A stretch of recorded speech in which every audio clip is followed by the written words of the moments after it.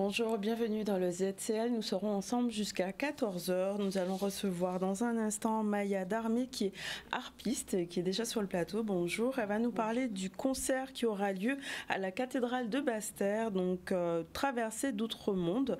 Voilà, tout un programme avec différentes interprétation autour de différents styles de musique. On ne parle pas que de musique classique, mais vraiment on va voyager à travers ce concert. Ensuite, on recevra donc Christian Joseph, membre de Nouvelle Voix. Il sera question justement du fruit à pain et de nouvelles perspectives, notamment concernant un rendez-vous qui aura lieu le 29 juin, un village dédié à ce fruit à pain. Avec Martine Fazer, chroniqueuse du ZCL, on parlera de différents événements qui auront lieu à Moule, mais pas que. Et avec Sarah Aude Salbo, il sera question d'ambition et de bien-être, comment allier les deux, notamment lors d'un brunch qui aura lieu le 9 mars. Au niveau de l'actualité, on parlera de la réaction de Ferdi Louisi suite à la suspension de la grève de la SMG-EAG, enfin.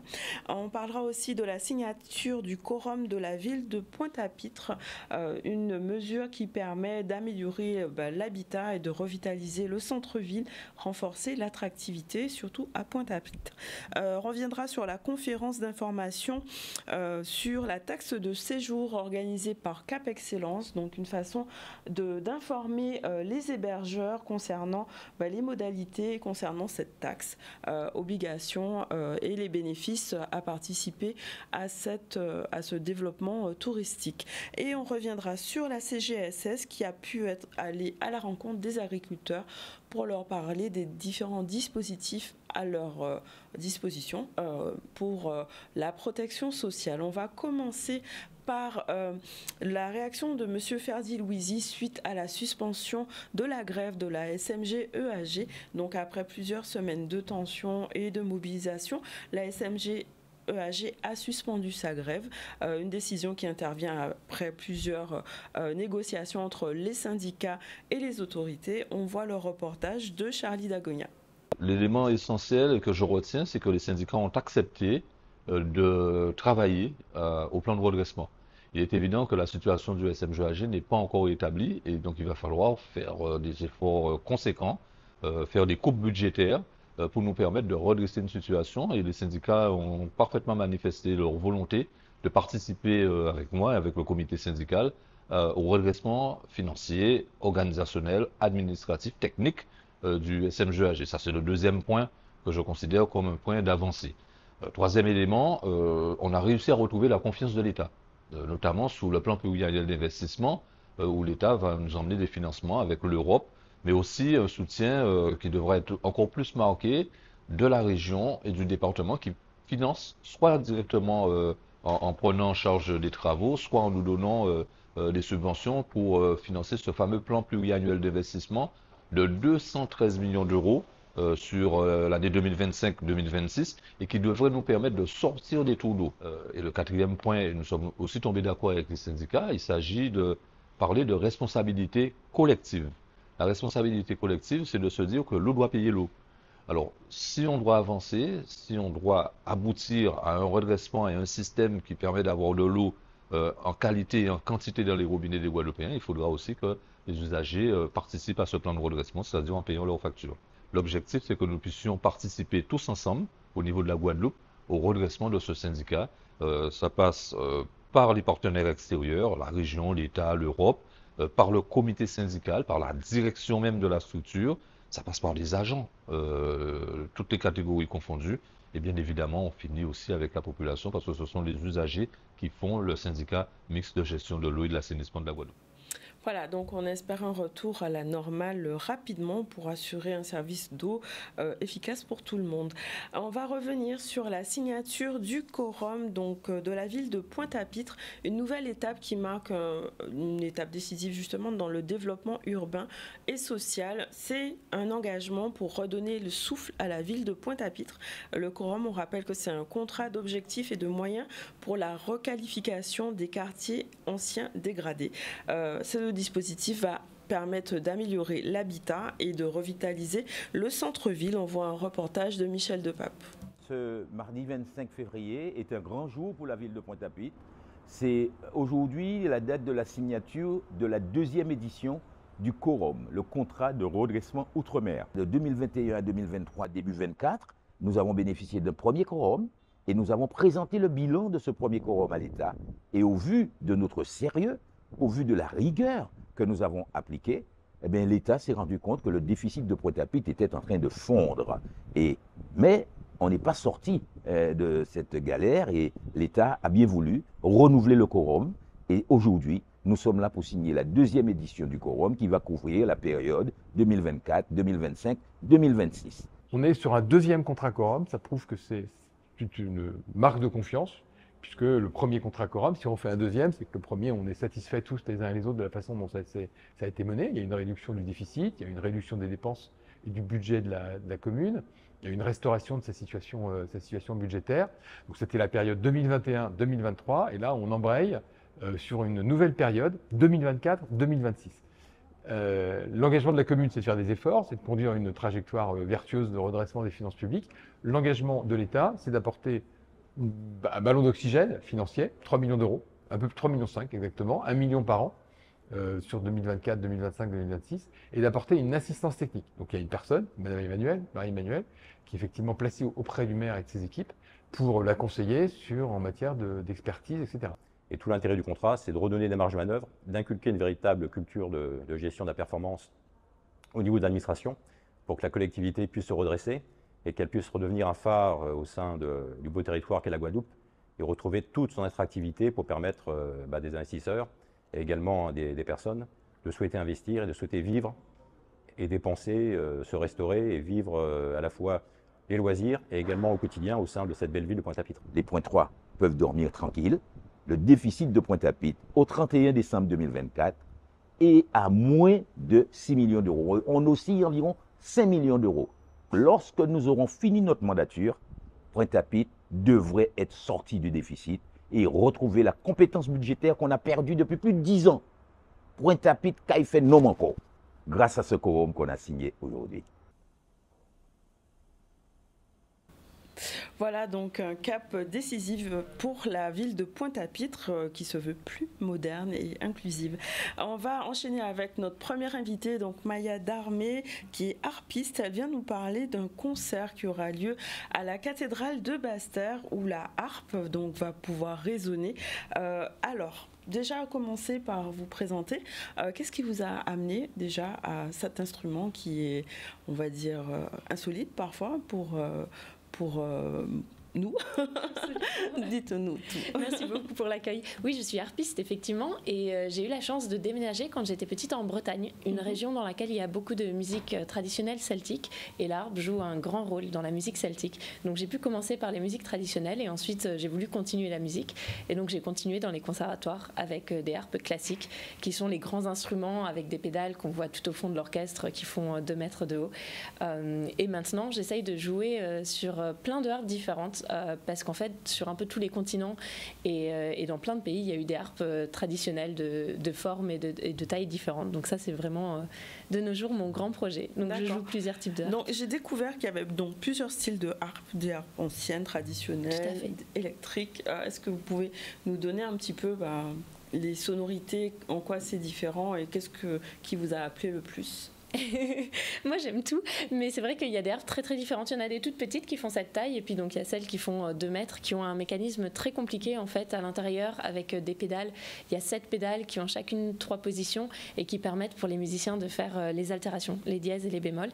Donc c'est vraiment un instrument complexe qui n'a été inventé qu'en 1850 avec le développement de l'horlogerie. Mais on a aussi des harpes sur d'autres continents, et on a maintenant des harpes électriques qui fonctionnent un peu comme des guitares électriques. On a une prise jack et on peut mettre des pédales d'effets dessus, et de la distorsion, de plein d'effets différents, et puis ça nous permet de jouer sur des scènes plus rock, plus punk, plus grunge. D'accord, donc d'être vraiment très diversifié dans le panel, on va dire, musique. De styles musicaux, tout à fait. Ça, c'est ce que moi j'aime faire dans ma carrière, et puis c'est ce qu'on montrera un petit peu sur scène vendredi, parce qu'on sera 2. Il y aura moi, et puis il y aura une flûtiste qui joue aussi 30 flûtes différentes, de toutes sortes de pennies. Elle en a même plus, mais là on n'avait pas plus de place dans les valises. Mais elles viennent de tout pays, et puis d'époques différentes aussi. Il y en a qui viennent de la période baroque, donc le XVIIe siècle, de la période romantique, on a un peu toutes les périodes, et puis tous les continents représentés. Et on va essayer de montrer au public qu'avec nos instruments, l'harpe et la flûte, qui sont souvent un peu associés à la musique classique dans la tête des gens, on peut faire un peu de tout. Donc là, le concert, donc Traverser Outre-Monde, donc on va dire que c'est une expérience unique. Je ne sais pas si ça a déjà eu lieu. Qu'est-ce qui vous a amené ici, enfin le lien avec la Guadeloupe, comment il s'est fait? Une invitation de la ville de Basse-Terre, à laquelle on est très reconnaissante. C'est notre première fois en Guadeloupe, à toutes les deux, donc on est très heureuse d'avoir été invitée ici, et c'est un programme avec lequel on tourne dans le monde entier. Donc voilà, c'est un concert que nous on a intitulé Traverser. Donc là, pour cette édition en Guadeloupe, il s'appelle Traverser d'Outre-Monde. Oui, c'est ça.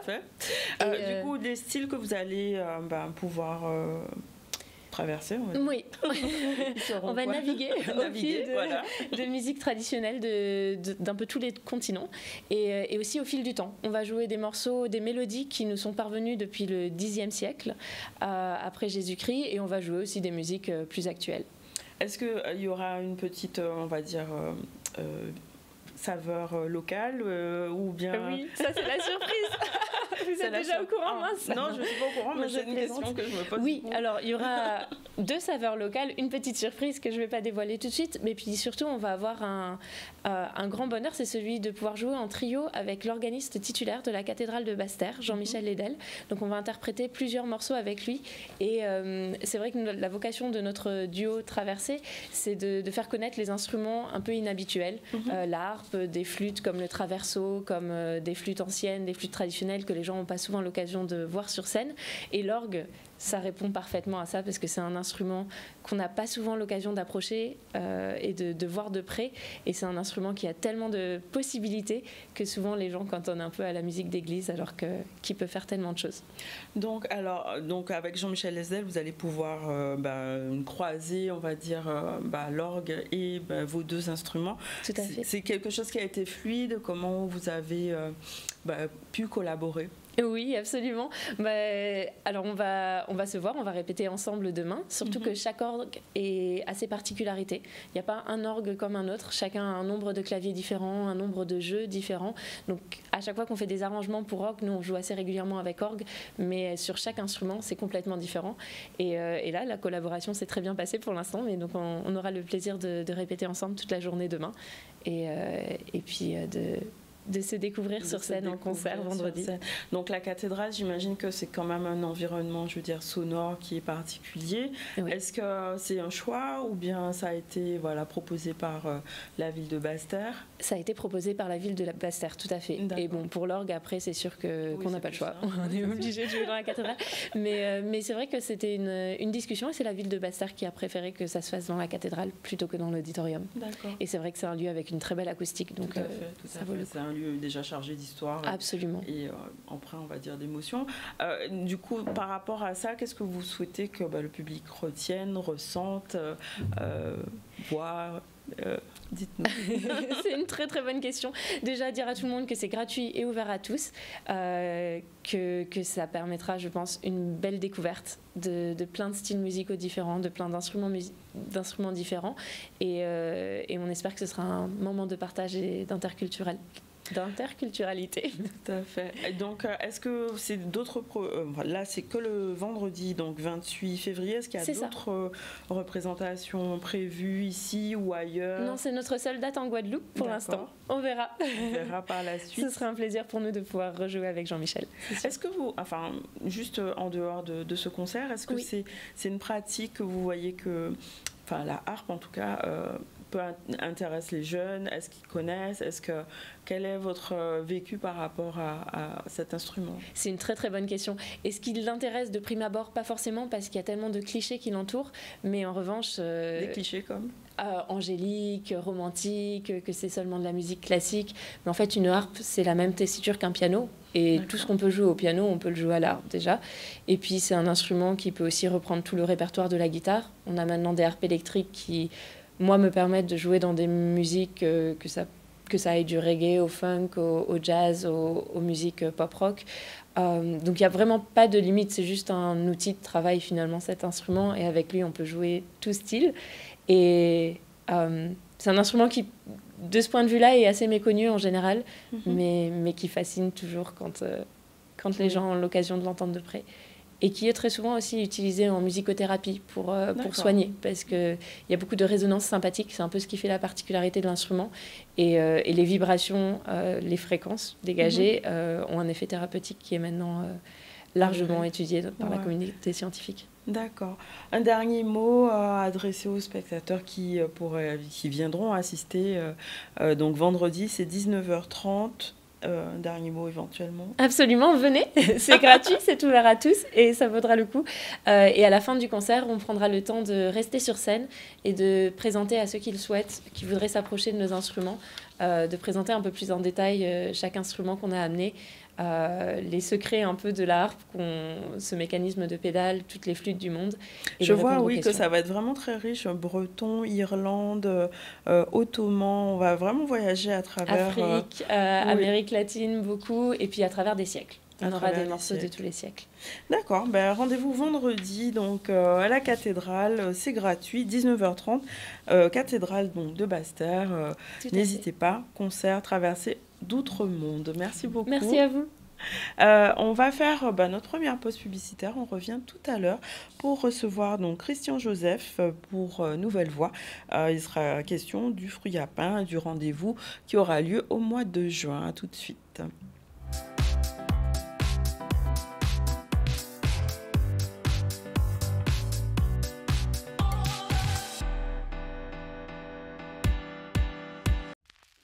Et si tu osais enfin briller? Un moment rien que pour toi, pour recharger ton énergie. Découvre les clés du mindset, de la confiance et du charisme. Reconnecte-toi à ta puissance intérieure. Partage, inspiration et transformation. Entoure-toi de femmes ambitieuses comme toi. Un talk puissant, des outils concrets, des connexions inestimables.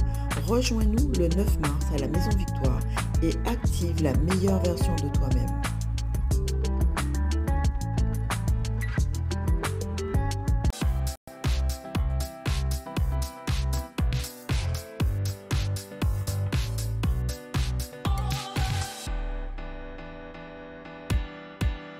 Voilà, de retour dans le ZCL. On va recevoir dans un instant Christian Joseph ainsi que Madame Peter. Ils vont nous parler. Ils sont membres de Nouvelle Voix, de l'association Nouvelle Voix. Et il sera question du fruit à pain et notamment du village qui aura lieu au mois de juin. Bienvenue sur le plateau. On va revenir à l'actualité pour parler de cette conférence d'information qui a eu lieu sur la taxe de séjour. Les acteurs du tourisme guadeloupéen étaient donc réunis lors de cette conférence pour mieux comprendre l'impact et les modalités de cette taxe de séjour intercommunale, une façon de clarifier les obligations des hébergeurs et d'expliquer les bénéfices de cette taxe. On voit un reportage de Michel Depape. Grâce à la venue de M. Payani, qui est un expert en taxes de séjour, et également Mme Hiller, qui, elle, va nous aider à mieux valoriser les hébergements. Donc, ce sont les hébergeurs, ce sont également ceux qui ont des projets d'hébergement sur le territoire de Cap-Excellence, puisque nous avons donc ce lieu en présentiel à la médiathèque Félix Proto, mais nous avons également un lien de connexion où les hébergeurs, ou en tout cas les futurs hébergeurs de Cap-Excellence, pourront se connecter pour profiter de toutes ces expertises, puisque le territoire de Cap-Excellence ne collecte pas encore la taxe de séjour.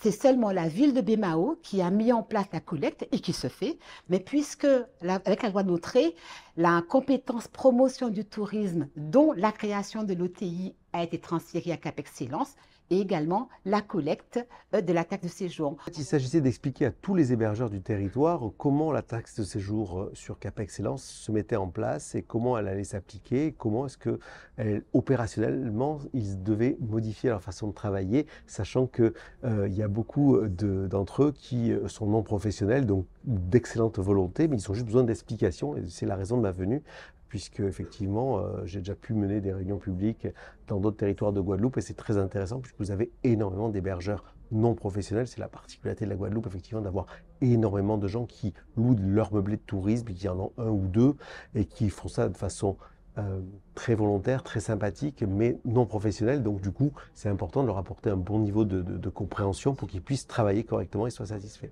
Nous sommes déjà à 600 hébergements et on a d'autres qui n'ont rien encore déclaré, c'est-à-dire qu'ils le font de manière un peu off et nous allons les aider justement, leur dire que la taxe de séjour, ça sert non seulement c'est le visiteur, c'est le touriste qui passe et donc il faut absolument déclarer. De toute manière, maintenant c'est une obligation. Ce qui est extrêmement important, c'était de leur expliquer que en fait, ils ne doivent pas payer la taxe de séjour, ils doivent la collecter, puisque la taxe de séjour, elle est au réel sur Cap Excellence, et donc ce n'est pas une taxe qui s'applique aux habitants de Pointe-à-Pitre, de Baie-Mahault ou de Zavim, mais bien une taxe qui doit être prélevée auprès du client pour être après reversée au budget de l'Office de tourisme pour pouvoir améliorer l'accueil sur le territoire. Nous préparons, puisque c'est N-1, nous préparons déjà la mise en œuvre. Chaque ville va mettre en place de manière numérique un logiciel qui s'appelle Déclaloc, qui sera présenté ici ce soir, pour qu'on puisse déjà déclarer, collecter par Cap Excellence,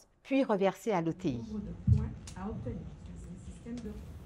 Voilà, donc avec cette réunion, Cap Excellence affirme sa volonté de renforcer l'attractivité de la destination et développer le tourisme local. On va maintenant enclencher avec Madame Peter et Monsieur Joseph, donc de Nouvelle Voie, pour le fruit à pain.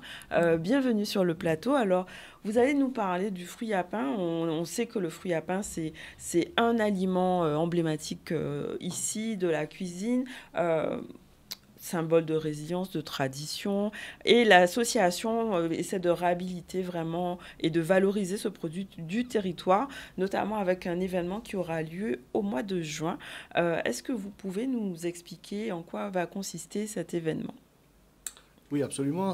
Le 29 juin, on aura une exposition sur l'esplanade de la salle des fêtes du Lamentin. Ça fait quand même un certain nombre d'années que l'on fait cette manifestation.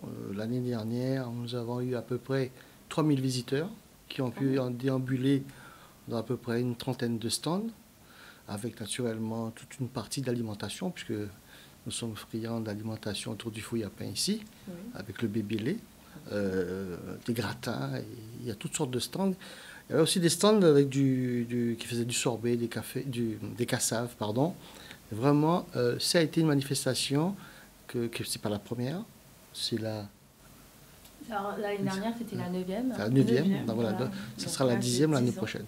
Donc j'imagine que vous avez prévu encore plus de choses pour les 10 ans. Quels sont les objectifs pour cette année-ci de cette manifestation? L'objectif, c'est de faire connaître le fruit à pain. Toujours. Il faut absolument que le fruit à pain rentre dans la consommation de la Guadeloupe. On ne peut pas... J'ai entendu une émission l'autre jour à la radio, il parlait des insectes. On veut maintenant nous faire manger des insectes. Je trouve que c'est quand même délicat alors que nous avons autre chose à manger qui fait partie de notre tradition, qui fait partie de manger des insectes, ce n'est pas dans notre culture. Non, donc pas. Je crois qu'il faut qu'on se retourne sur ce que nous avons en Guadeloupe. En l'occurrence, Nouvelle Voie travaille depuis un certain nombre d'années sur le fruit à pain, valoriser le fruit à pain, permettre quand même qu'il rentre dans tous les foyers et qu'il change de statut. Parce que le fruit à pain quand même était quelque chose de bas de consommation basique. Et maintenant, il faut le faire remonter un petit peu. Et on va demander cette année-ci aux exposants aussi de monter aussi en performance, en compétence, pour proposer des mets qui soient un petit peu plus attrayants, de qualité qui montent en gamme. Oui. Justement, parlons des exposants. Quel type d'exposants? Vous avez dit qu'il y en avait 30. Oui. Est-ce que là, cette année-ci, ils pourront découvrir autre chose? Alors, oui, j'espère, parce que bon, les exposants de l'année dernière seront invités pour rééditer encore leur présence. Donc nous allons faire un phoning bientôt pour reprendre contact avec eux, renouer le maillage, hein, et qu'ils reviennent. Et naturellement, on profite aussi de cette émission pour ceux qui ne connaissent pas, viennent, proposent leurs produits, proposent leur agro-transformation. Il y a aussi des chips de fouille à pain. Il y a plein de choses. On va revenir justement sur les qualités nutritionnelles du fruit à pain. On le connaît. Quelles sont les qualités, on va dire, essentielles, nutritionnelles du fruit à pain? Alors le fruit à pain, faut d'abord savoir que c'est un fruit amylacé. Donc amylacé, ça veut dire tout simplement que c'est un fruit qui est rempli d'amidon. Donc c'est avant tout un fruit qui est consommé comme un féculent, comme le riz, comme la farine de blé et autres. Et d'ailleurs, on peut en faire de la farine. Et la particularité, c'est qu'une fois qu'il est mûr, il a également, donc, comme les fruits, il a aussi une partie donc, de sucre, on va dire, du sucre rapide. Donc, il y a le sucre complexe, donc tout ce qui va être amidon, mais il y a également le sucre rapide. Donc, on peut l'intégrer facilement, en fait, suivant le stade de maturation, c'est ça? Exactement. Moi-même, j'ai déjà, avec un seul fruit à pain, pu faire 3 préparations différentes. On peut le manger à la fois, comme nous avons l'habitude ici, hein, à savoir cuit à l'eau ou cuit au gros sel. Ou alors, on peut aussi en faire des sorbets. On peut aussi le manger cru. Et c'est très rare ici que des personnes laissent la maturité donc, du fruit à pain pour le manger cru comme un fruit. Après, c'est vrai qu'il a un goût assez particulier. Donc l'avantage essentiel, c'est que c'est aussi un fruit qui n'a pas de gluten. Donc pour toutes les personnes qui souffrent soit de la maladie cœliaque, soit d'intolérance au gluten, eh bien on peut justement consommer du fruit à pain dans ces cas-là. C'est un fruit qui permet donc également donc d'avoir de l'énergie grâce justement à ces 22% donc de glucides pour dire sucre. Donc à la fois sucre complexe et sucre simple comme je le disais tout à l'heure. Donc, il y a très peu donc, de matière grasse, hein, seulement 0,23, donc il n'est pas gras. Donc, les personnes qui souffrent de cholestérol, ce genre de choses, peuvent le consommer. Ça veut dire que, en fait, si je vous entends bien, donc sans gluten, donc pour les gens qui sont intolérants au gluten, cholestérol qui est bas, donc ça veut dire les personnes qui ont des problèmes par rapport à ça peuvent le prendre. Est-ce que les personnes diabétiques, du coup, elles peuvent avoir accès aux fruits à pain? Il est préférable de manger du fruit à pain que de manger des pâtes ou du riz pour les personnes qui souffrent de diabète, justement. Parce que l'IG, donc l'indice glycémique du fruit à pain, il est beaucoup plus bas que pour la pomme de terre ou pour les pâtes. D'accord.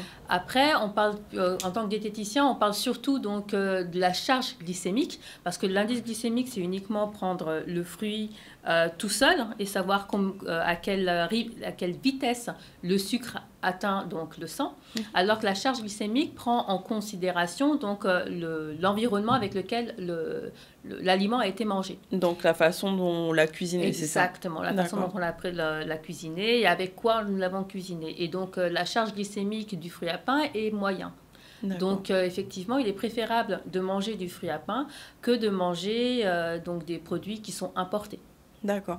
Donc, par exemple, pour une personne diabétique, si elle a envie de manger du fruit à pain, avec quoi vaut mieux l'associer, par exemple, pour les gens qui écoutent? Parce qu'on a beaucoup de diabétiques en Guadeloupe, donc...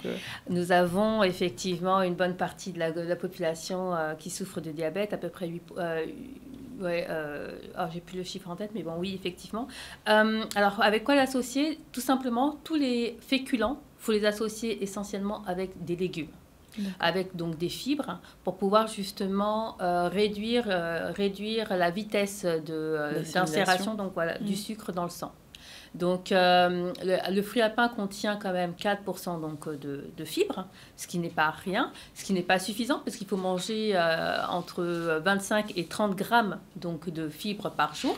Donc le fruit à pain, il contribue, il n'est pas suffisant, donc avec des légumes et puis bien entendu des fruits si possible, donc un maximum de fibres pour pouvoir le manger et puis en toute sauce. D'accord. Est-ce qu'il y a encore des idées reçues par rapport à la consommation du fruit à pain? L'un des deux?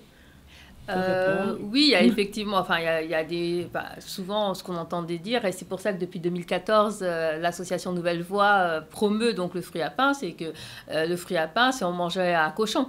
Donc, et nous l'avons détourné pour dire le fruit à pain aux mamans enfants. Donc le fruit à pain peut nourrir sa population et on peut encore croire que le fruit à pain, c'est que un aliment que l'on peut manger. Maintenant, lors de la fête du fruit à pain, l'avantage, c'est qu'effectivement, il y a énormément de déclinaisons de la manière donc de manger le fruit à pain, mais il y a également donc de la cosmétique. Parce que ça, on n'en parle pas beaucoup. Avec S-Art Création, il est possible d'avoir des soins au niveau du corps. Vous avez aussi la possibilité de trouver des bijoux, de trouver donc des sculptures. Aujourd'hui, on travaille donc l'ensemble de l'arbre à pain et de ses fruits pour justement décliner un tas de choses, y compris des meubles, ce genre de choses. Justement, il y a beaucoup d'innovations, on va dire, vous en avez parlé en matière de fruits à pain. Est-ce qu'il y a des nouvelles choses ou des utilisations qu'on connaît très peu pour le fruit à pain? On va le découvrir avec certaines personnes en Guadeloupe qui font un travail un petit peu caché.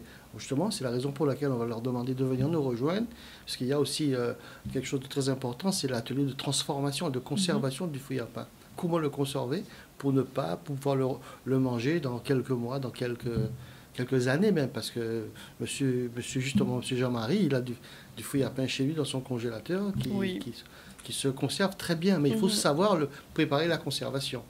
Donc voilà, et comme disait tout à l'heure aussi Jessica, il y a aussi le bois du fruit à pain aussi est utilisé pour faire des meubles. Voilà, donc il y a pas mal de... On peut tout utiliser dans le fruit à pain. On dirait pas c'est comme le cochon, mais c'est pas loin. Il y a pas mal de choses, effectivement, que l'on peut faire avec le fruit à pain. Et lorsque vous roulez en Guadeloupe et que vous regardez un petit peu le nombre d'arbres qui sont pleins de fruits et qui vont tomber et qui ne seront pas utilisés, je trouve que quand même c'est... Et on parle maintenant justement de souveraineté alimentaire. Qu'est-ce qu'on peut faire ? Justement, qu'est-ce qu'on peut faire? Parce que, y a, comme vous dites, on le voit en passant dans la route, beaucoup de fruits à pain qui se perdent. Il y a sûrement... Vas-y. Ouais, alors oui, effectivement. Donc, qu'est-ce qu'on peut faire? Eh bien, nous allons effectivement en discuter lors donc, du vendredi 27 juin, lors d'un grand assemblée, pour pouvoir justement discuter de tout ce que l'association Nouvelle Voie a déjà réalisé autour du fruit à pain. Et nous sommes en train de réaliser actuellement donc, une enquête participative pour savoir justement comment fonctionne donc l'arbre à pain, les fruits à pain, ce qui se perd, ce qui ne se perd pas, comment ça grandit, les tailles et autres. Et puis, nous avons aussi cette année le désir d'inviter donc, nos voisins caribéens. Oui, parce qu'il y a des choses qui se font là-bas aussi. Voilà, exactement, pour pouvoir échanger aussi avec eux, pour savoir comment eux, ils peuvent également utiliser le fruit à pain. Le fruit à pain ou l'arbre à pain, parce que par exemple, à Sainte-Lucie, ils commercialisent, ils exportent le fruit à pain. Ce n'est pas encore notre expertise en Guadeloupe, mais nous espérons justement, grâce à ce partage, de pouvoir allier nos forces, nos connaissances, et puis pouvoir justement monter en puissance par rapport à ce moment enfant. D'accord. Du coup, est-ce que vous avez un programme déjà établi pour... C'est en construction. Là, il y a le semblé. Voilà, effectivement, sur les trois jours, comme nous allons avoir quand même des amis de la Caraïbe qui vont venir, la Martinique, Sainte-Lucie, Dominique, Grenade, Antigua. Ils vont venir, nous serons là pendant ces 3 jours. Comme a dit Jessica, le vendredi, on va avoir une grande assemblée pour échanger un petit peu avec le concours de l'INRAE. Donc, on va échanger avec eux, savoir qu'est-ce qu'ils font, qu'est-ce que l'on fait, et construire un maillage entre nous, puisque nous sommes quand même pas loin. Si on regarde un petit peu la Caraïbe, ce sont des îles qui se suivent et qui parfois ne se ressemblent pas, mais on va faire en sorte de faire un maillage pour qu'on puisse se comprendre déjà qu'est-ce qu'ils font, qu'est-ce qu'on ne fait pas. Le samedi, on leur fera visiter un petit peu des plantations, parce qu'il y a des plantations de fruits à pain ici. Donc ils vont voir un petit peu ce que l'on fait. Et le dimanche, ils auront des stands dans cet espace et ils vont exposer ce qu'ils font. Donc les Guadeloupéens, les visiteurs, on a eu quand même plus de 3000 l'année dernière qui ont été comptés. J'espère que cette année-ci, on aura un peu plus pour qu'ils puissent effectivement voir qu'est-ce que les amis de la Caraïbe font. Et aussi, on attend aussi de nouveaux exposants qui viennent nous rejoindre. Et c'est pour ça qu'on va organiser une réunion dans 1 mois à peu près.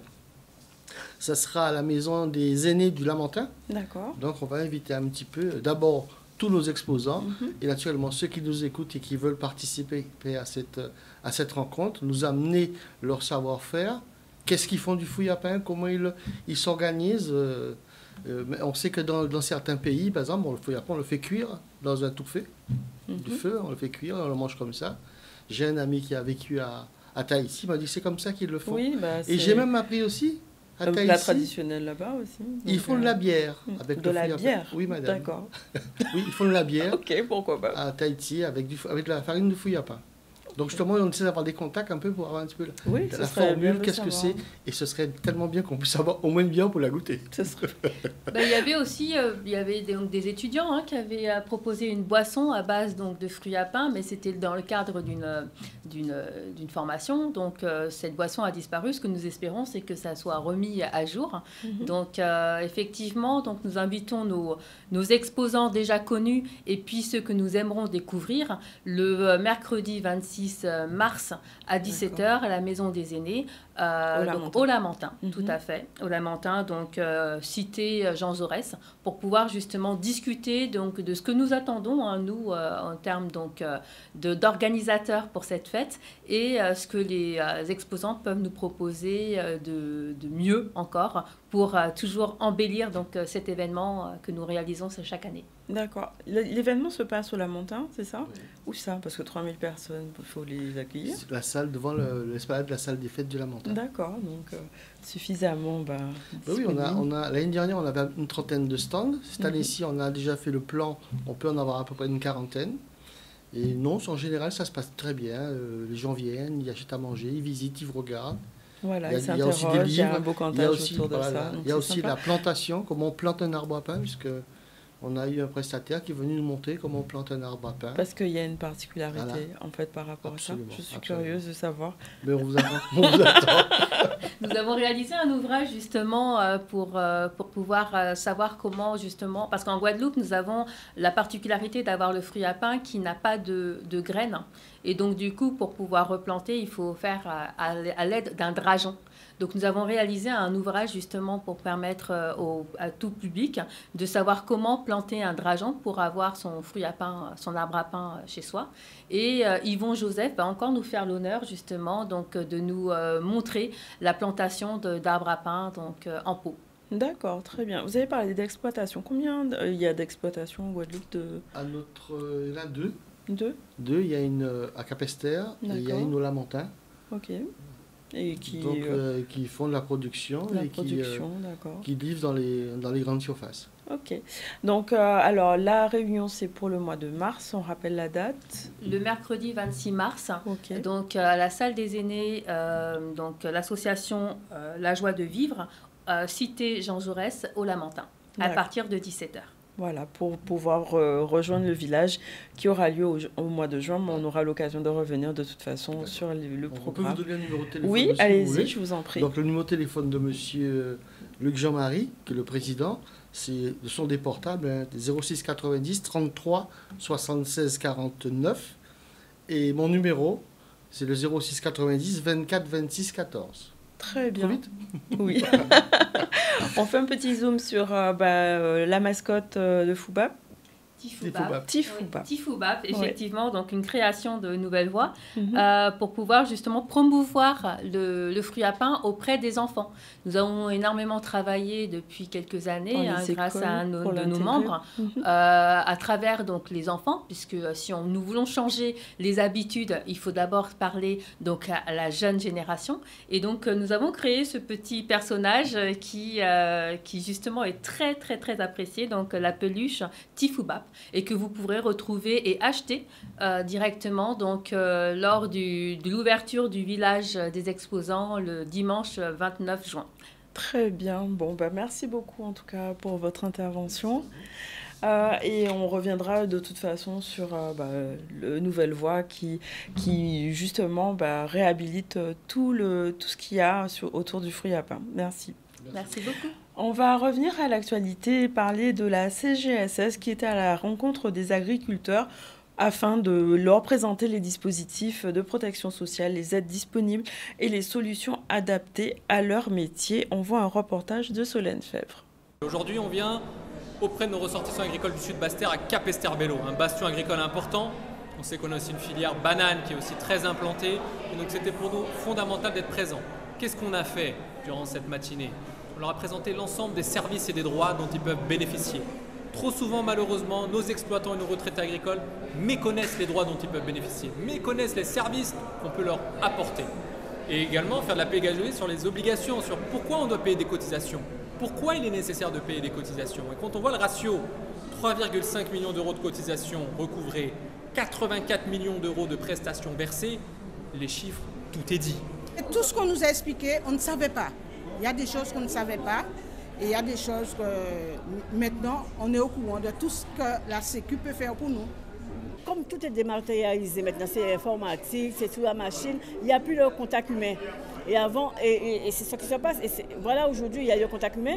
Et tout de suite, on a été, personnellement, je parle pour moi, j'étais satisfaite. Nous avons tout le panel de ce monde agricole, comme le régime général, bien sûr. Mais vous savez, le monde agricole, c'est un domaine qui est assez particulier. Donc, nous avons le volet retraite, le volet de l'accès au droit, l'assurance maladie. Nous avons aussi les risques professionnels. Nous avons tout le panel, notamment aussi ce qu'on appelle l'action sociale de ces travailleurs agriculteurs. Donc j'ai toujours dit que le monde agricole ne peut pas être géré dans les bureaux de la Caisse générale de sécurité sociale. C'est pour ces raisons que nous faisons du aller vers. Nous allons vers nos agriculteurs pour effectivement apporter le panier de services que nous avons en notre possession. On s'est senti vraiment tout proche d'eux, parce qu'ils ont représenté chaque personne de chaque service, expliqué les services, et puis franchement c'était génial. Voilà, génial.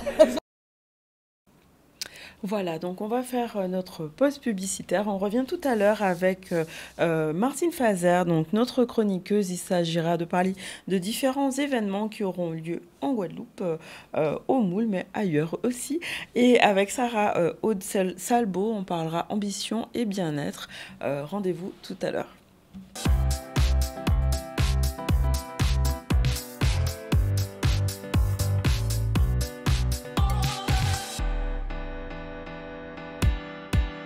Et donc voici la troisième partie du ZCL. On va recevoir dans un instant Martine. Bonjour Martine. Bonjour ma chère, comment allez-vous? Très bien, ça m'a l'air. Très bien, ça m'a l'air. Oui. Pimpante, je prise autant. J'essaye, on essaie. Et on recevra tout à l'heure Sarah Aude. Bonjour Sarah. Coucou Iman et bonjour Martine. Alors on lance le CSM à la chronique selon Martine, générique. J'adore ce moment.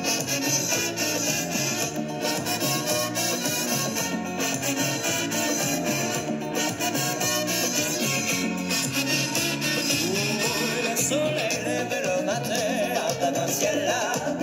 Que tous les oiseaux guettent parce qu'ils ont content. Moi quand j'étais comme ma la divinité. Alors, quoi de neuf? Que nous racontes-tu aujourd'hui? Bonjour. Bonjour, ravie de... Ah, j'ai oublié de mettre mon collier. En fait, tu sais bien que j'aime bien faire des petits apartés comme ça pour... Oui, non, ça... Mais les gens aiment bien, en fait. Ah, ouais. J'ai oublié le collier. Il est dans le sac et j'ai pas pensé à le mettre. C'est pas grave.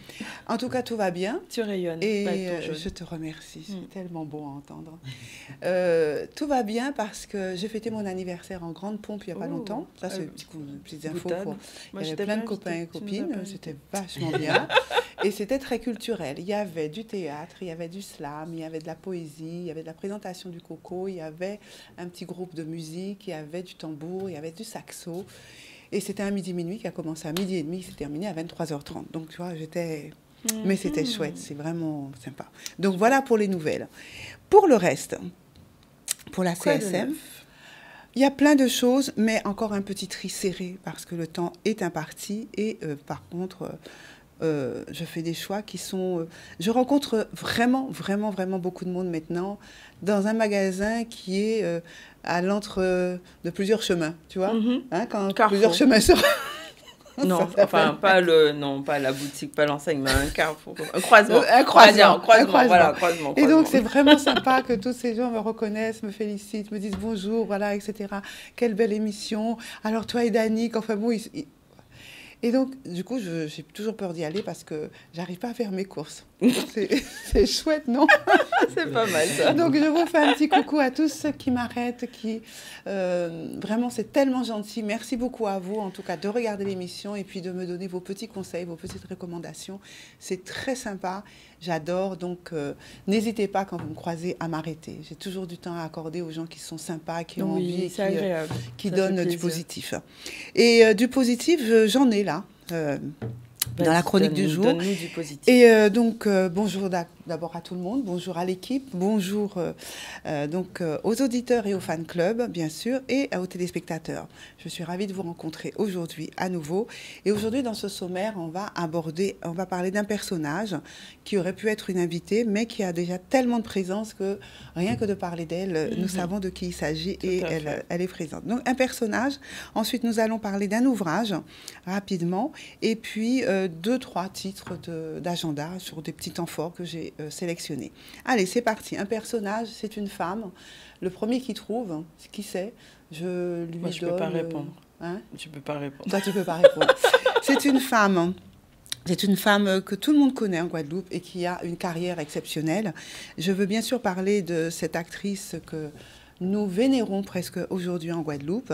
Il s'agit de Firmin Richard. Firmin Richard que je suis allée voir tout dernièrement dans sa dernière pièce qui s'appelle Olympe.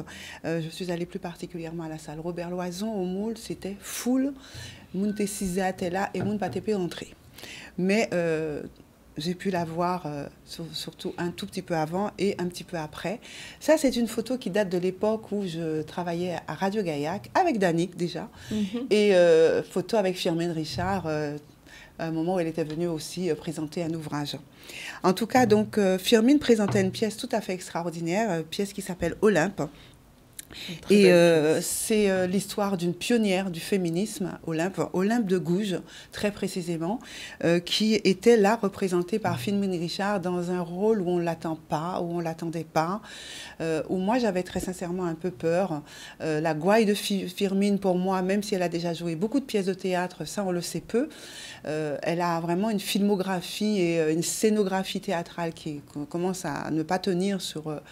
10 pages. Mais là, j'avais un petit peu peur. C'est un rôle difficile. En plus, elle représente une femme qui est pionnière dans le féminisme, qui ensuite a eu une fin assez tragique. Et le rôle était difficile. Et je crois qu'elle a tenu toute la salle en haleine. Vraiment parce que seule en scène, sur quelque chose comme ça qui est si puissant, avec très très peu un décor assez dépouillé, avec une tenue à la fois créole, mais ce rouge choisi était déjà symbolique, une forte symbolique de ce que ça allait nous donner en termes de force. C'est marquant. Et ce qui fait la différence aussi, c'est ces notes guadeloupéennes que donc le réalisateur Franck Salin, Franquito pour tout le monde, a su mettre dans la réécriture de cette pièce spécialement pour cette actrice. Donc c'était du grand théâtre, du grand seul en scène, une Firmin Richard fatiguée, ça je dois le dire parce que je la connais depuis longtemps, parce qu'on sent que toute cette tournée, elle y a donné beaucoup d'elle-même, mais elle a été puissante, elle a été présente, et même jusqu'à la fin où elle était épuisée, on le savait, son fan club qui l'attendait à la sortie, elle a honoré tout le monde avec les photos, avec quelques mots, enfin c'était très sympa. Je dis bravo à Firmin parce que c'était une belle pièce. Elle y a tenu un grand rôle et je pense qu'il faut être fier du travail qu'elle fait. Juste pour mémoire, 2-3 petites choses quand même de Firmin. Vous savez qu'elle est aussi écrivaine. Enfin, en tout cas, elle a participé à l'écriture de plusieurs livres, dont un qui s'appelait Noir n'est pas mon métier, qu'elle a écrit à 4 mains avec d'autres actrices pour... défendre justement cette condition de négresse, entre guillemets, mais qui est actrice avant tout, alors qu'on essaye toujours de mettre la couleur avant même ce qu'est ce métier dans lequel elle excelle. Elle a écrit aussi un autre livre qui s'appelle Une héroïne positive de Aïssa Maïga. Donc c'est celui-ci, Noir n'est pas mon métier. C'était aux éditions Seuil, je vous le recommande vraiment. Ce qui était destiné, le courant ne l'emporte pas, que j'ai lu aussi, donc aux éditions Michel Lafon cette fois-ci. Et puis pour faire un petit pied de nez à tous ceux qui penseront que ce n'est qu'une actrice, eh bien non, elle a été décorée de la Légion d'honneur. Je crois que c'était en 2009, c'est ça. Elle a été faite chevalier de la Légion d'honneur et officier de l'Ordre national du mérite. Donc voilà, notre grand Firmin Richard, elle a tout d'une grande et d'une très grande. Et je lui fais un petit coucou si elle voit ça, qu'on puisse se parler d'un peu de temps. Voilà. faut nous parler de ça qui est en nous. Bien sûr, non, mais il faut honorer les personnes qui, voilà, exactement, dans leur vivant et pas attendre qu'ils meurent pour en parler. Et bien justement, pour parler d'une autre personne, tiens, là tout à l'heure c'était une femme, je suis dans la, tu vois. Oui, la parité. La parité, femme, équilibre. homme. Là, il s'agit de notre ami Claude Danican. Claude Danican, ai-je besoin de le présenter? Claude Danican, bon, il est né c'est un mornalien, pour commencer, un authentique artiste. Il a été primé sur plein de choses, mais surtout, il est écrivain, il est journaliste, il est poète. Et c'est surtout la partie poétique, reprise de nos mots, de nos phrasés, de notre histoire. Parole à tant longtemps, c'est son parole à moune longtemps. C'est ça, c'est son ouvrage que je présente.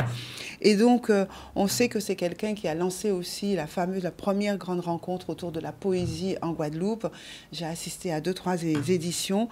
Donc, il excelle dans le parler, dans la parole, dans les mots qui sont dits, la manière de les prononcer, la manière de les dire et de les écrire. C'est un homme de la parole. Et pour illustrer cela, donc je vous conseille vraiment d'aller dans votre librairie préférée pour acheter ce livre, Parole à Moune longtemps. Je vais vous lire 2-3 petites choses qui sont drôles, qui nous rappellent des choses que parfois les parents nous ont dit, parfois qu'on a découvert au détour d'un chemin. Tiens, celui-ci, il est un peu long, mais j'aime bien. Argent, lorsqu'on parle d'argent. Si quelqu'un vous donne de l'argent après 18 heures, aïe, aïe, aïe, méfiez-vous, il a probablement de mauvaises intentions. Pour vous protéger de ces dernières, achetez en premier obligatoirement du pain avec cet argent. Le pain aura une action protectrice sur vous. Et vous, de votre côté, ne donnez pas d'argent à quelqu'un en comptant les pièces, les billets ou pièces à même sa main. Cela diminuerait vos chances de vous enrichir en faisant des économies. On apprend des choses. Une dernière sur l'argent. Si vous décidez de rembourser une dette, toujours le soir, celui qui vous a emprunté l'argent refusera votre règlement. En effet, il semble que récupérer de l'argent le soir appauvrit et rend dépensier. Ce cas ne s'applique pas aux commerçants. D'accord. Une petite dernière pour la route. Allez, on a parlé d'argent, on va parler de choses un tout petit peu moins drôles. Bœuf. C'est pas le bœuf que tu fais avec tes copains le soir en rentrant à la maison. Okay. C'est celui qu'on mange éventuellement en steak. Un bœuf qui bugle après 18 heures annonce une mauvaise nouvelle, voire un décès dans le quartier. On dit la même chose d'un chien qui hurle à la mort, tu vois, de nuit, ça annonce autour de toi un décès. Et puis pour finir, le baptême. Ne désignez pas une ou un ex comme parrain. Ça paraît logique, hein. De votre enfant. Cela porterait malheur à cet enfant. Oui, ça paraît logique. Alors voilà. Vous voulez en savoir plus? Il faut lire. Allez le chercher. Autre chose? Oui, alors un petit agenda avec 3-4 titres rapidement. Barbara Keller, tout le monde la connaît comme étant une personne qui travaillait beaucoup autour des épices et puis qui s'occupe aussi des enfants, qui maquille extrêmement bien les enfants sur toutes les grosses manifestations qu'on connaît. Eh bien, elle nous revient cette fois-ci, elle aussi, autour de la poésie. Il semblerait que c'était ses premiers amours, la poésie. Et puis là, elle a décidé de se remettre à cela, à sa plume. Et elle nous donne rendez-vous le jeudi 27 février, à savoir demain, pour nous présenter son recueil de poèmes qui s'appelle « Il n'est pas d'ici ».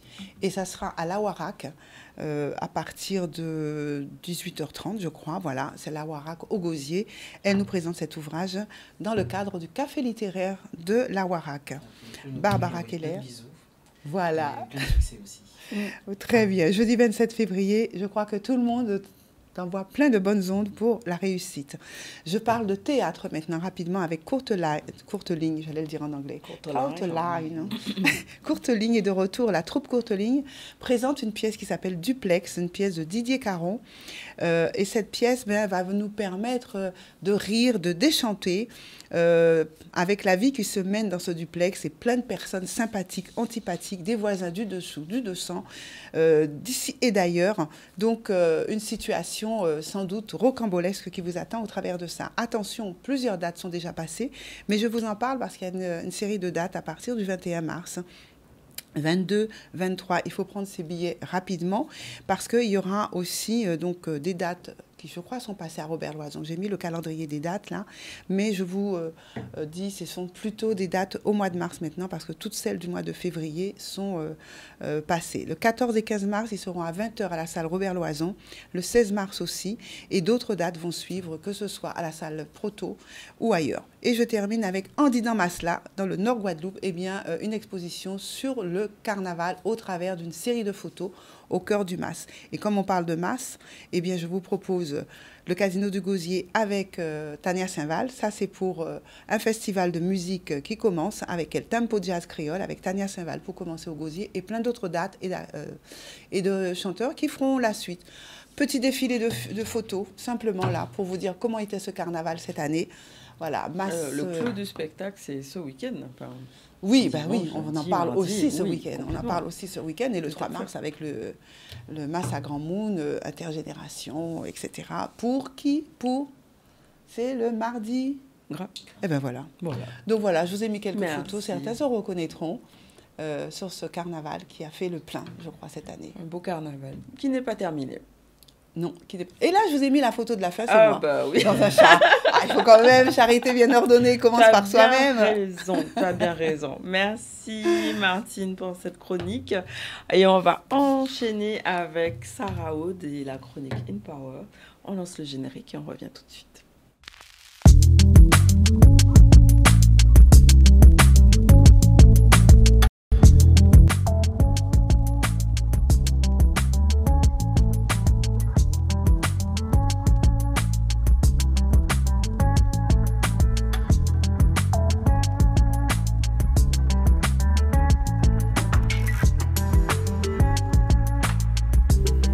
Alors aujourd'hui dans la chronique, donc Sarah, nous allons parler d'équilibre entre la performance et justement son bien-être, comment allier la sérénité et l'ambition, et parler de cet événement qui aura lieu donc le 9 mars, donc à la Maison Victoire. Aujourd'hui, tu es là pour nous parler de l'aspect on va dire physique, comment l'énergie physique c'est une des clés, on va dire, de réussite professionnelle. Oui, absolument. Donc rebonjour, effectivement, au fil du temps, étant moi-même entrepreneuse, j'ai eu l'occasion de faire des parallèles entre l'activité sportive et puis l'énergie que ça m'apporte au quotidien pour juste traverser les défis, comme chacune d'entre nous. Et donc je voulais juste, aujourd'hui dans le cadre justement de la promotion de ce super brunch qui arrive, faire le point sur 5 points importants qui doivent donner et qui peuvent donner envie à une femme d'activer justement l'activité sportive dans sa vie. Donc la première, ce serait effectivement d'avoir une énergie au top pour pouvoir développer son business, parce qu'effectivement le fait d'avoir une activité sportive, ça nous permet d'avoir une meilleure oxygénation donc du cerveau, une meilleure circulation sanguine. Donc ça permet simplement après une séance de sport de se sentir mieux et de profiter justement de cette énergie tout simplement. Donc ce sont vraiment des facteurs simples mais qui permettent vraiment de faire la différence sur une journée avec sport et une journée sans sport. On peut aussi, grâce à l'activité sportive, effectivement, sentir moins de stress, avoir une clarté plus importante au niveau de son mindset. Donc, on le sait toutes maintenant que nous sommes régis par des hormones. Et effectivement, le sport permet d'optimiser nos endorphines, de libérer des endorphines, qui est l'hormone du bien-être. Donc, ça permet effectivement de réduire l'anxiété, de sentir mieux dans sa journée et de faire face justement à des situations qui pourraient être un petit peu compliquées dans le quotidien. De mieux dormir aussi. Et de mieux dormir, effectivement. Donc, qu'on fasse... Après, certaines femmes préfèrent avoir une activité le matin, d'autres le soir. Donc là aussi, c'est le fait de se connaître qui vont permettre justement de savoir quel est le meilleur moment de la journée pour soi et pour pouvoir justement effectuer cette petite séance sportive. Est-ce qu'on passe au point numéro 3 ? Je t'en prie. Alors, tu parles beaucoup effectivement toi aussi de mindset, d'aura, de charisme. Donc l'activité sportive aussi permet justement d'optimiser sa posture tout simplement par le renforcement musculaire ou par les étirements. Donc ça permet justement d'avoir un meilleur gainage au niveau du dos, d'avoir les épaules beaucoup plus larges, plus ouvertes, et puis d'avoir vraiment une prestance naturelle qui permet justement d'optimiser justement ton aura et ton allure en société, ce qui est pas mal. Ce qui est pas mal, oui. Pour soi d'abord, j'insiste, d'abord. Toujours. toujours. C'est vrai que c'est très important de faire d'abord les choses pour soi, Exactement. pour qu'on puisse effectivement briller de l'intérieur pour ensuite briller vers l'extérieur. Tout à fait. Quatrième point. Pardon? Le quatrième. Ah, tu l'attends. Ah bah oui, j'attends la suite. Alors on active, donc la discipline aussi permet de booster la productivité. Donc l'entrepreneuriat, ça demande de la rigueur et de l'exigence. Quand on n'a pas envie d'aller au sport parce que justement on a peut-être un petit coup de mou ou bien un planning trop important, le fait de générer la discipline d'aller au sport alors que c'est un petit peu compliqué, ça permet aussi de créer de la discipline pour pouvoir justement ordonner son travail et son business. Donc c'est extrêmement important de pouvoir justement avoir ce boost qui permet d'être plus efficace et d'avoir plus de résilience au quotidien. D'accord. Donc ça va agir vraiment sur la discipline, sur comme avoir un planning organisé. Absolument. Et de s'autoriser cet espace-là de bien-être, on va dire. Exactement. Ça fait partie d'une routine entrepreneuriale, c'est ce que tu es en train de dire. Et tu parles de s'autoriser des moments de bien-être, c'est effectivement le 5e point, tu vois, tu avais anticipé. Voilà. Magnifique. Donc c'est vrai que la femme entrepreneur et la femme en général, c'est un être humain qui donne beaucoup de soi aux autres, donc qui donne beaucoup vers l'extérieur et ça prend de l'énergie en fait de donner aux autres au final. Donc d'avoir ces moments pour soi, ces moments où on va libérer son esprit, prendre le temps de s'occuper de son corps, de s'occuper de sa santé, ça va permettre tout simplement de recharger les batteries pour pouvoir après être de nouveau efficient pour pouvoir redonner aux autres. Donc une action sur la concentration, sur la rigueur, sur la gestion du stress, sur une meilleure posture. L'optimisation des hormones aussi. Voilà, l'optimisation des hormones. Donc il y a toutes les raisons de faire du sport en vrai. Absolument. Absolument, en vrai. On va en parler de façon plus détaillée lors du brunch. Donc le brunch, pour ceux qui ne savent pas encore, c'est le 9 mars et la thématique centrale, c'est mindset et puissance féminine, comment allier ambition, bien-être et succès. Est-ce que tu peux nous parler de cet événement ? Alors, je vais l'introduire et puis je te laisserai prendre la suite. Nous sommes 3 femmes entrepreneurs donc, à proposer cet événement incroyable. Donc, Iman, que nous ne présentons plus. Nous avons aussi Yasmina, donc, qui est partenaire sur le 9 mars et qui est donc entrepreneur, maquilleuse, make-up artiste. Et donc, moi, Sarah Aude, qui est éducateur sportive et qui organise également des événements sportifs et des team building pour les entreprises. Donc, notre rencontre s'est faite de façon naturelle autour de l'activité sportive, justement. Et nous avons décidé tout ensemble de proposer un événement qui nous ressemble tout simplement et qui permet vraiment à d'autres femmes déjà de créer un moment convivial, un moment de partage, d'échange et de vraiment de donner des vraies clés pour pouvoir optimiser notre mindset, optimiser notre façon de penser le business et puis vraiment créer une communauté que nous allons suivre aussi plus loin, mais ça, je te laisse le soin de continuer l'échange. Tout à fait. Donc, en fait, l'événement qui aura lieu le 9 mars, c'est le premier, mais ce qu'on veut vraiment, c'est proposer une expérience de transformation pour les femmes et de créer une communauté autour de ces femmes qui sont ambitieuses, qui veulent évoluer, briller, mais pas à n'importe quel prix. Donc, l'idée, c'est vraiment d'avoir à la fois des conseils mindset, mais aussi des conseils skincare, self-care et des routines sportives qui vont vraiment avoir une approche globale pour permettre à ces femmes d'évoluer.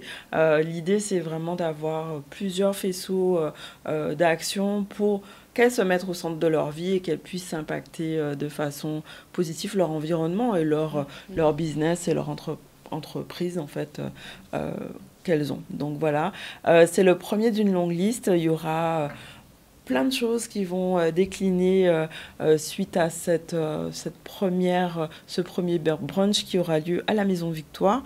Vous pouvez encore prendre des places. C'est un espace limité qui se veut, on va dire, sécurisant pour ces femmes qui viendront. Donc très peu de places, très peu d'élus. Allez-y. Moi, ce qui me plaît vraiment dans ce format, c'est d'allier justement le corps, l'âme et l'esprit, de répondre vraiment à ces sphères qui font que nous sommes vraiment qui permet de prendre conscience qu'on est vraiment des personnes complexes et à part entière.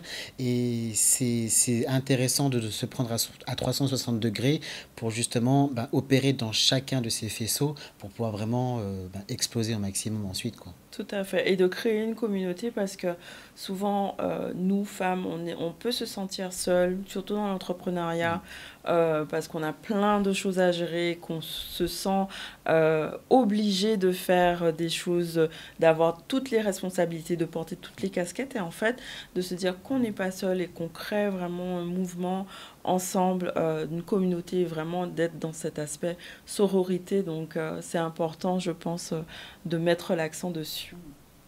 Tout ça dans un cadre incroyable parce que c'est vrai que cet établissement est très très beau, il est distingué, il est charmant, donc on va vraiment se sentir à l'aise là-bas en tout cas. Exactement. Alors voilà, merci beaucoup Sarah pour ta participation. Est-ce que tu aurais un exercice éventuellement simple que les femmes pourraient mettre à leur disposition pour dynamiser leur corps, juste comme ça?